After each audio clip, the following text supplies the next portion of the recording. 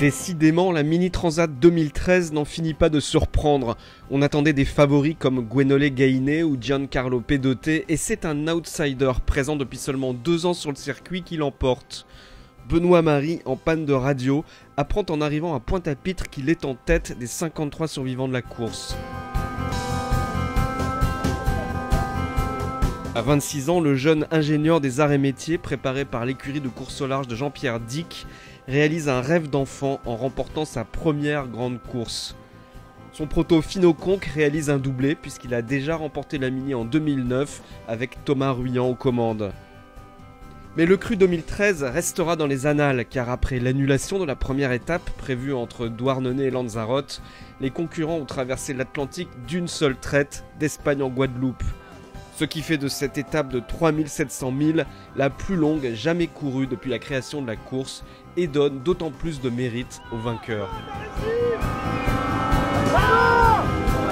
18 jours, bon, 17 jours, voilà, il a fallu faire attention au bateau, il a fallu s'en occuper comme d'un frère quoi. Et ça c'est la voile quoi. T'as gagné. J'ai gagné, j'ai découvert ça il y a 2 heures quand le premier Zodiac est arrivé.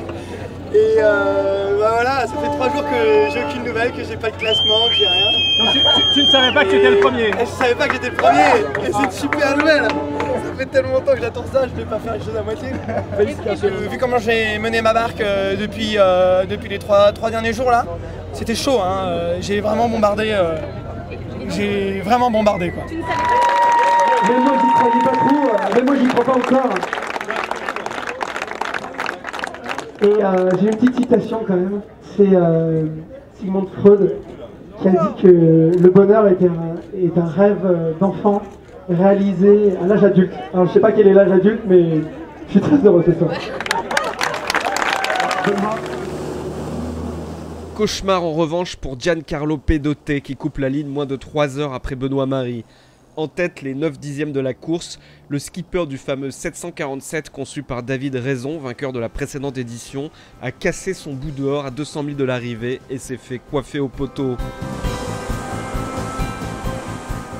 Le malheureux Italien joue de malchance puisqu'il était en tête sur la première étape au moment de l'annulation due au mauvais temps. Mais en course au large, le malheur des uns permet le rêve des autres.